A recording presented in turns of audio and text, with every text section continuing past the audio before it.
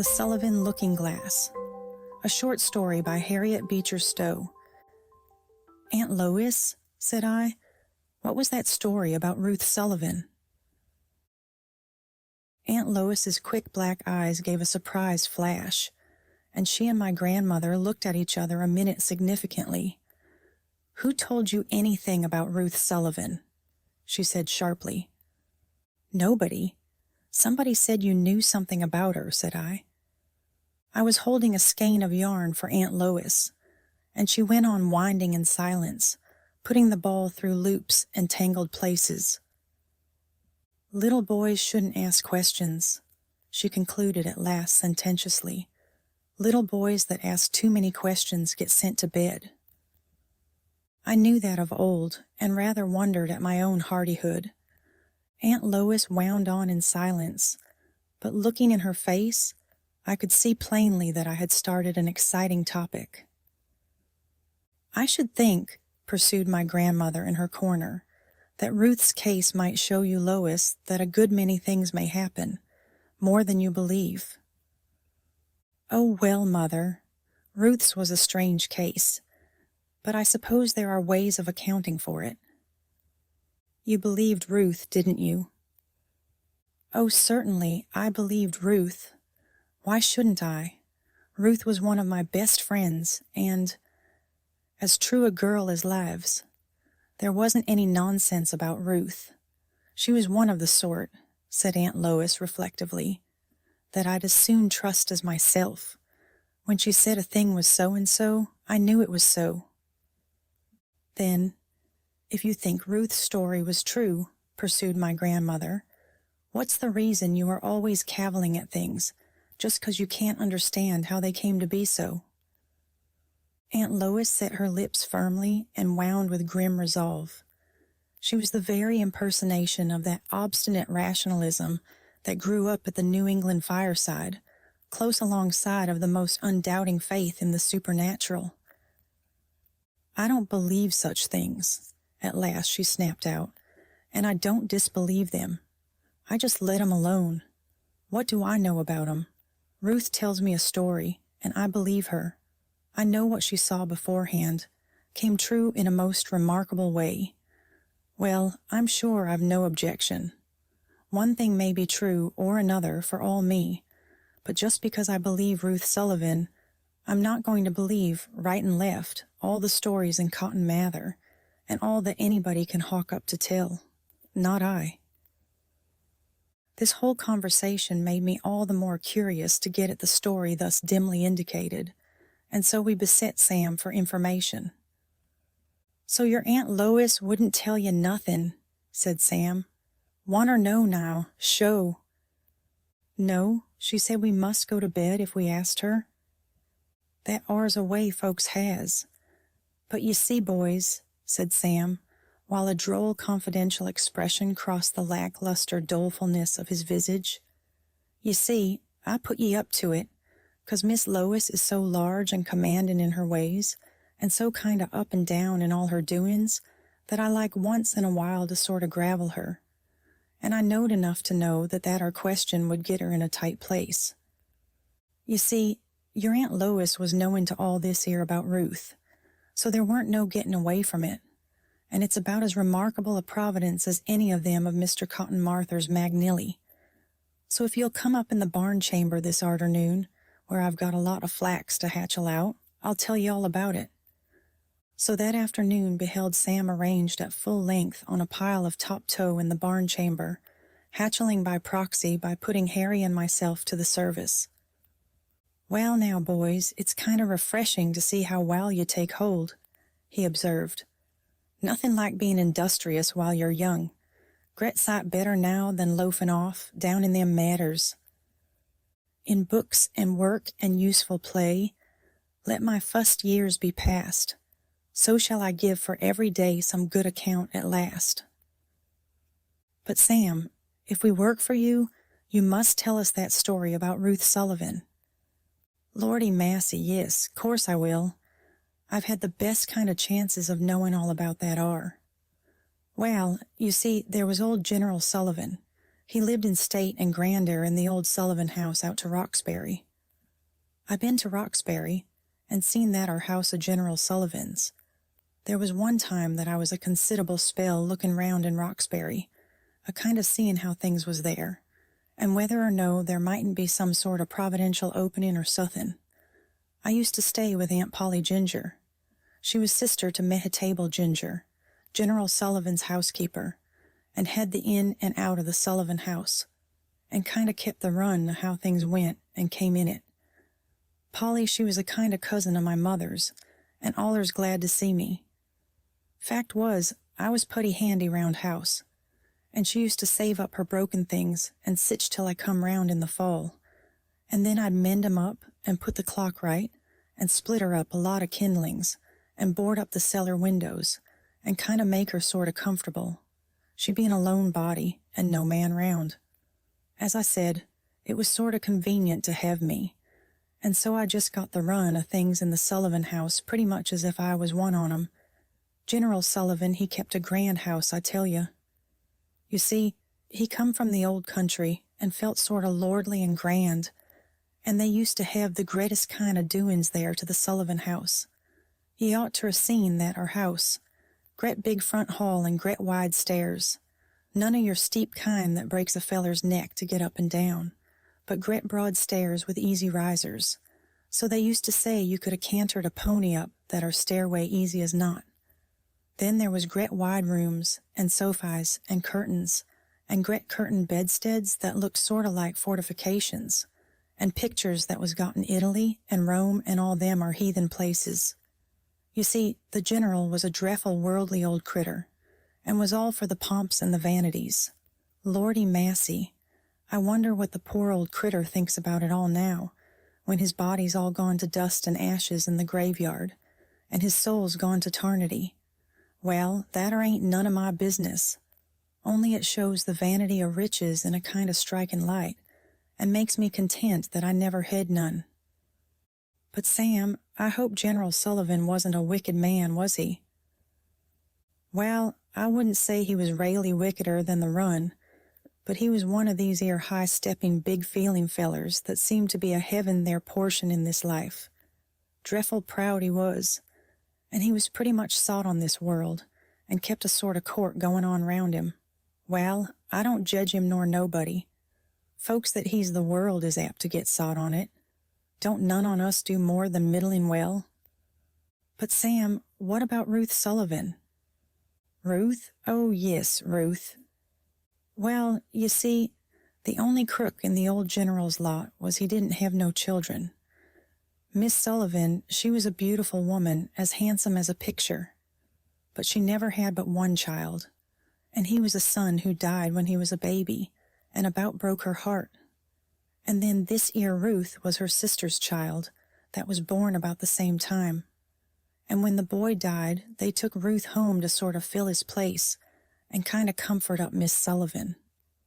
And then Ruth's father and mother died, and they adopted her for their own and brought her up.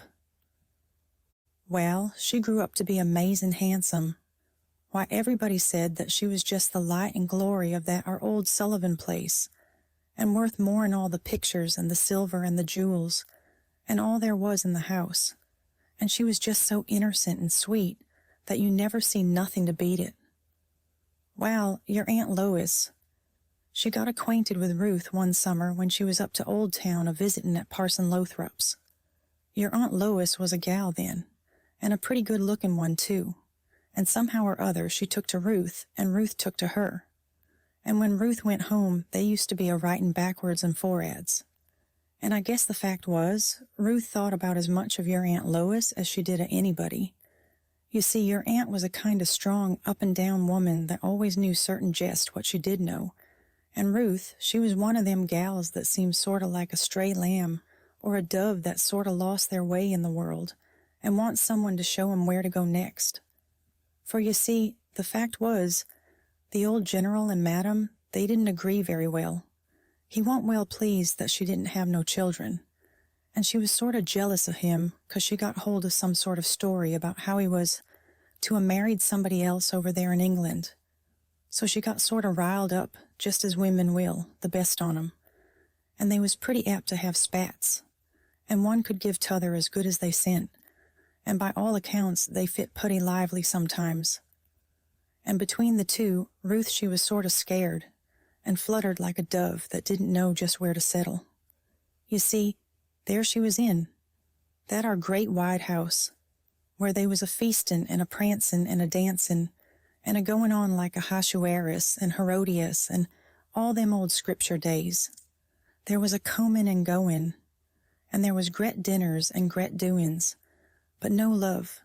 And you know, the scripture says, better is a dinner o' yarbs, where love is, than a stalled ox, and hatred therewith. Well, I don't orter say hatred arter all.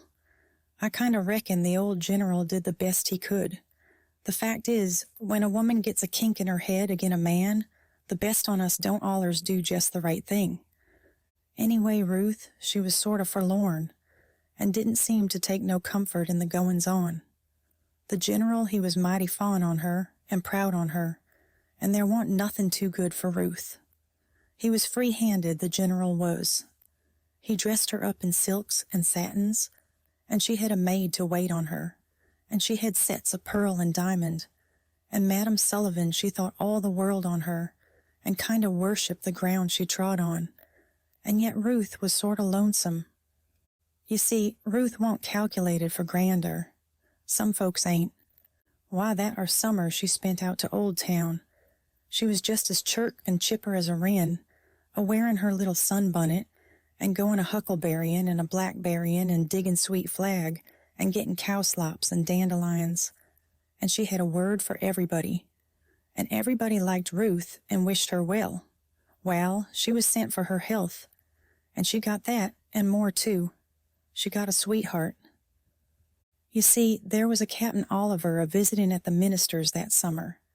A nice, handsome young man as ever was. He and Ruth and your Aunt Lois, they was together a good deal, and they was a-ramblin' and a-ridin' and a-sailin', and so Ruth and the captain went the way of all the earth, and fell dead in love with each other. Your Aunt Lois, she was knowin' to it and all about it, 'cause Ruth, she was just one of them that couldn't take a step without somebody to talk to. Captain Oliver was of a good family in England, and so when he made bold to ask the old general for Ruth, he didn't say him nay, and it was agreed, as they was young, they should wait a year or two. If he and she was of the same mind, he should be free to marry her. Just right on that, the captain's regiment was ordered home, and he had to go, and the next they heard, it was sent off to India. And poor little Ruth, she kind of drooped and pined, but she kept true, and wouldn't have nothing to say to nobody that came arter her, for there was lots and cords of fellows as did come arter her. You see, Ruth had a taken way with her, and then she had the name of being a great heiress, and that allers draws fellers, as molasses does flies. Well, then the news came that Captain Oliver was coming home to England, and the ship was took by the Algerines, and he was gone into slavery there among them heathen Mohammedans and what not. Folks seemed to think it was all over with him, and Ruth might just as well give up fust as last. And the old general, he'd come to think she might do better, and he kept introducin' one and another and trying to marry her off. But Ruth, she wouldn't. She used to write sheets and sheets to your Aunt Lois about it, and I think Aunt Lois, she kept her grit up. Your Aunt Lois, she'd a stuck by a man to the end of time if been her case, and so she told Ruth.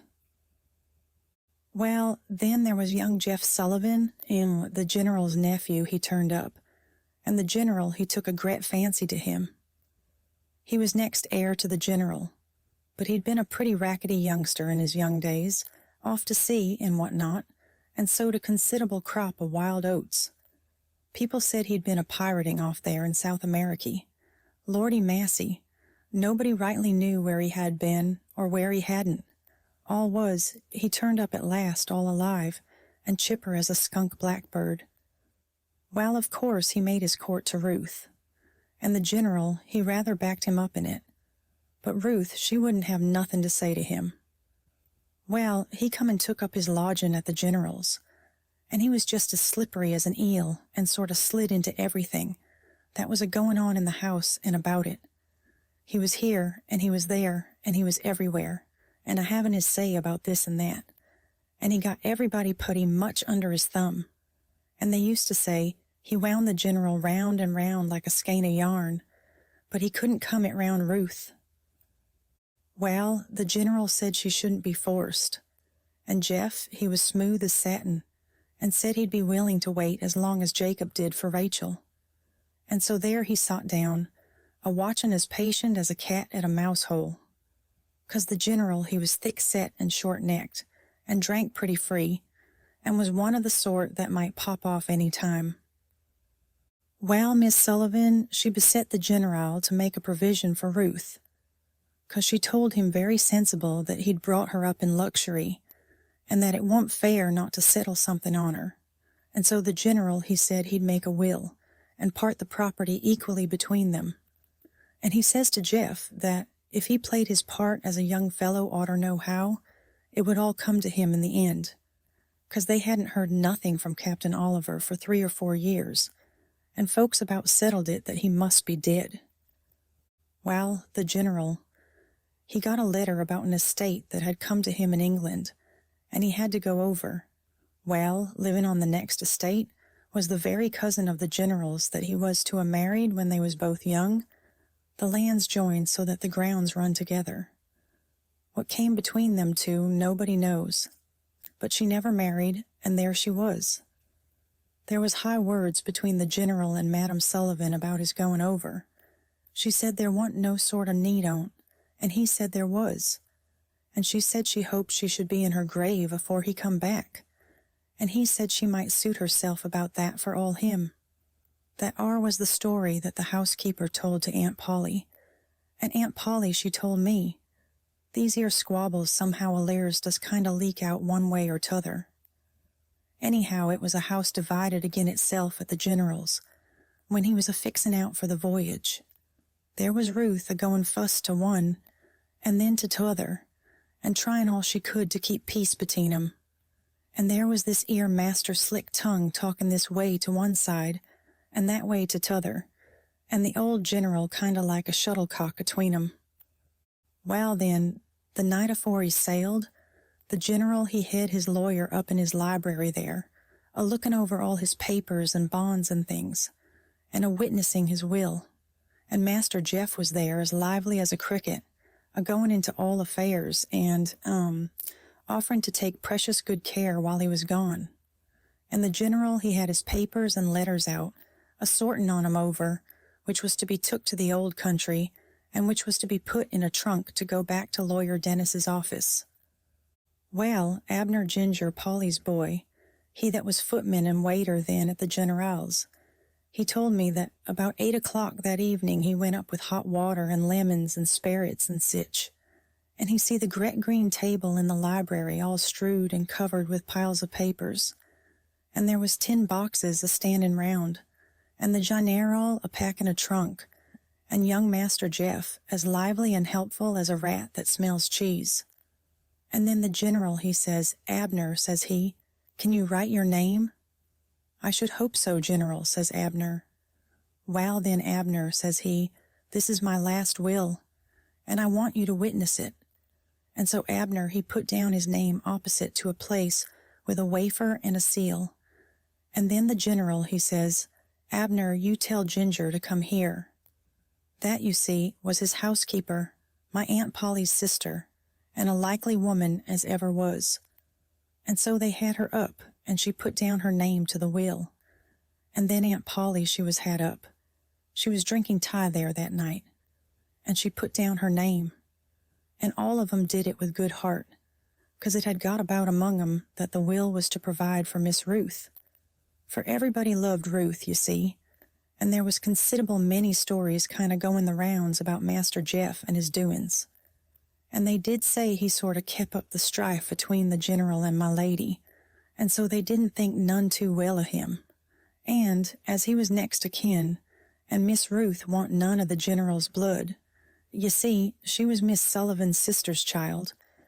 Of course, there wouldn't nothing go to Miss Ruth in way of law, and so that was why the signing of that our will was so much talked about among 'em. Well, you see, the general he sailed the next day, and Jeff he stayed by to keep watch of things.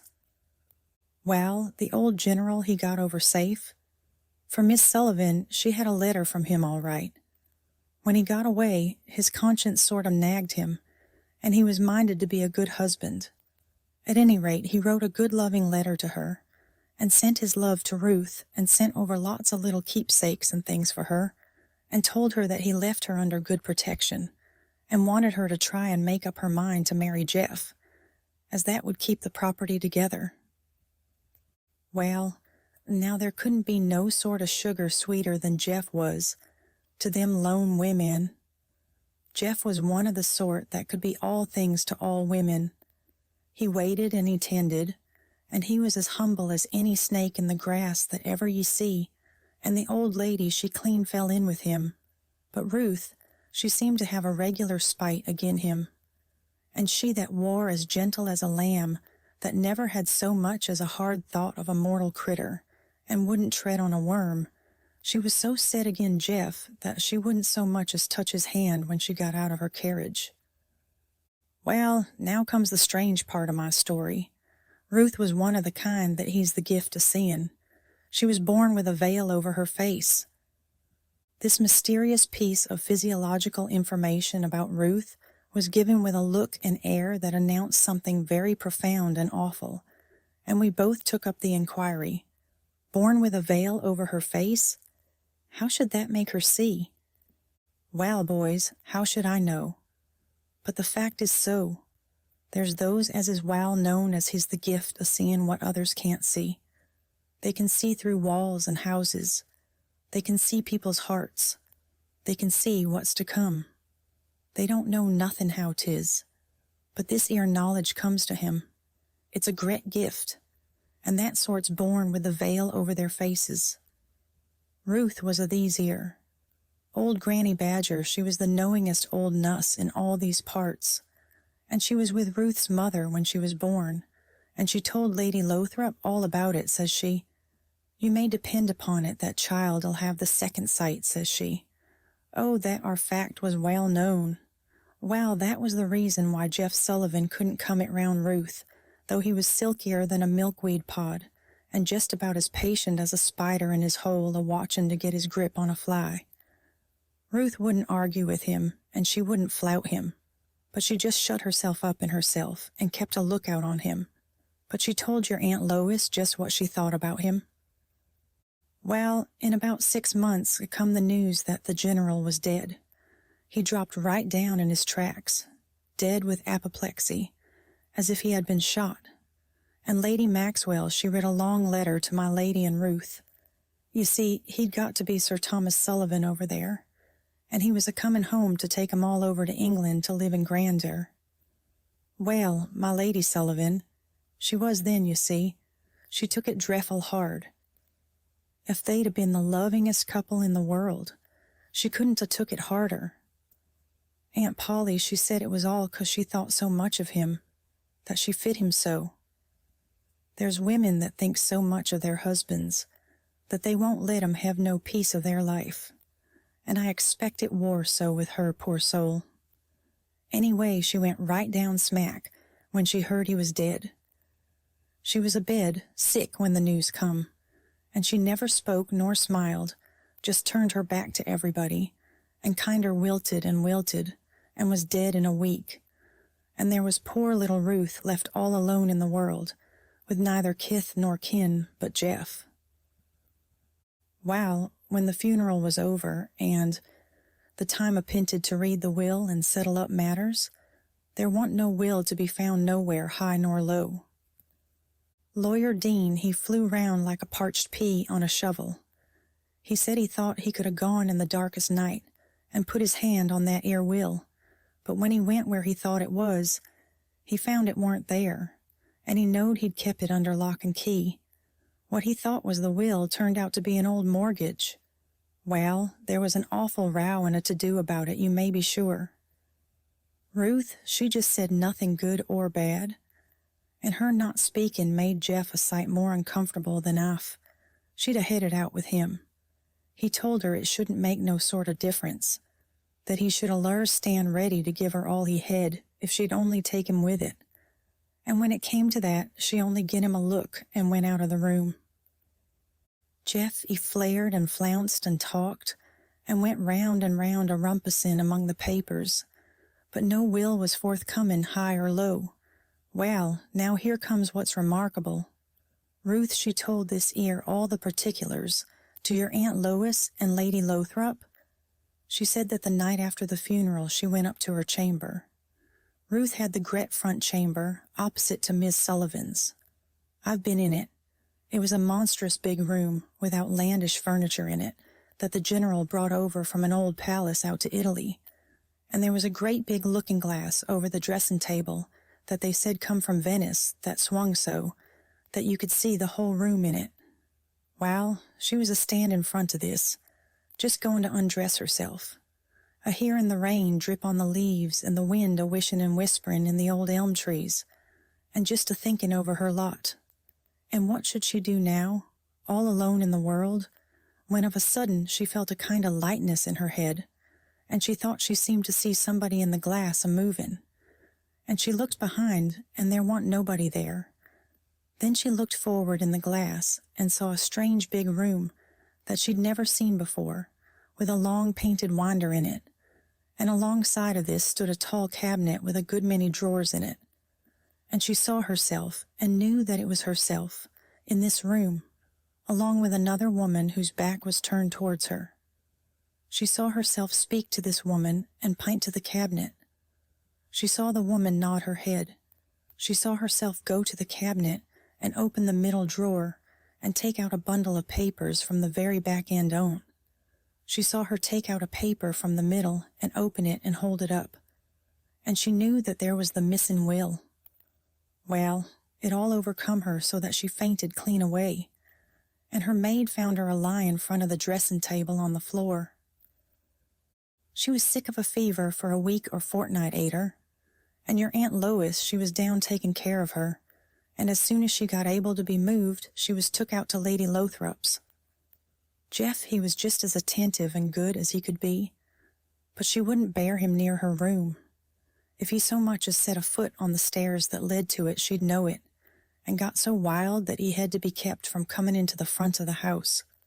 But he was doing his best to buy up good words from everybody. He paid all the servants double. He kept everyone in their places, and did so well by 'em all, that the gentle word among 'em was that Miss Ruth couldn't do better than to marry such a nice, open-handed gentleman. Well, Lady Lothrop, she wrote to Lady Maxwell all that had happened, and Lady Maxwell she sent over for Ruth to come over and be a companion for her, and said she'd adopt her and be as a mother to her. Well, then Ruth, she went over with some gentlefolks that was going back to England and offered to see her safe and sound, and so she was set down at Lady Maxwell's manor. It was a grand place, she said, and such as she never see before, like them old gentry places in England. And Lady Maxwell, she made much of her, and cosseted her up, for the sake of what the old general had said about her. And Ruth, she told her all her story, and how she believed that the will was to be found somewhere, and that she should be led to see it yet. She told her, too, that she felt it in her that Captain Oliver wasn't dead, and that he'd come back yet. And Lady Maxwell, she took up for her with might and main, and said she'd stand by her. But then, you see, so long as there weren't no will to be found, there weren't nothing to be done. Jeff was the next heir, and he'd got everything stock and lot, and the estate in England into the bargain. And folks was beginning to think putty well of him, as folks allers does when a body is up in the world, and he's houses and lands. Lordy massy, riches allers covers a multitude of sins. Finally, when Ruth had been 6 months with her, one day Lady Maxwell got to telling her all about her history, and what he'd been out 'tween her and her cousin, when they was young, and how they had a quarrel, and he flung off to Ameriky, and all them things that it don't do folks no good to remember when it's all over and can't be helped. But she was a lone body, and it seemed to do her good to talk about it. Finally, she says to Ruth Says she, I'll show you a room in this house you han't seen before. It was the room where we had that quarrel, says she, and the last I saw of him was there till he come back to die, says she. So she took a gret key out of her bunch, and she led Ruth along a long passageway to the other end of the house, and opened on a great library. And the minute Ruth came in, she threw up her hands and gin a great cry. Oh, says she, this is the room. And there is the window, and there is the cabinet, and there in that middle drawer at the back end in a bundle of papers is the will. And Lady Maxwell, she said, quite dazed, go look, says she. And Ruth went just as she seed herself do, and opened the drawer and drew forth from the back part a yellow pile of old letters. And in the middle of those was the will, sure enough. Ruth drew it out and opened it and showed it to her. Well, you see, that will give Ruth the whole of the General's property in America, though it did leave the English estate to Jeff. Well, the end on't was like a storybook. Jeff he made believe be mighty glad, and he said it must have been that the General he'd got flustered with the sperrit and water, and put that ere will in among his letters that he was a-doing up to take back to England, for it was in among Lady Maxwell's letters that she writ him when they was young, and that he'd a-kept all these years and was a-taken back to her. Well, Lawyer Dean said he was sure that Jeff made himself quite busy and useful that night, a-tying up the papers with red tape and a-packing the General's trunk, and that when Jeff gin him his bundle to lock up in his box, he never mistrusted but what he'd got it all right. Well, you see, it was just one of them things that can't be known to the Judgment Day. It might have been an accident, and then again it might not, and folks settled it one way or t'other, 'cordin' to their opinion of Jeff. But you see how 'mazin' handy for him it happened. Why, if it hadn't been for the providence I've been a-tellin' about, there it might have lain in them old letters that Lady Maxwell said she never had the heart to look over. It never would have turned up in the world. Well, said I, what became of Ruth? Oh, Captain Oliver, he came back all alive, and escaped from the Algerines, and they was married in King's Chapel, and lived in the old Sullivan house in peace and prosperity. That's just how the story was, and now Aunt Lois can make what she's a mind to out on. And what became of Jeff? Oh, he started to go over to England, and the ship was wrecked off the Irish coast, and that was the last of him. He never got to his property. Good enough for him, said both of us. Well, I don't know. 'Twas pretty hard on Jeff. Maybe he did, and maybe he didn't. I'm glad I warn't in his shoes, though. I'd rather never had nothin'. This here hastin' to be rich is sich a drefful temptation. Well now, boys, you've done a nice lot of flax, and I guess we'll go up to your grandother's cellar and get a mug of cider. Talkin' always gets me dry.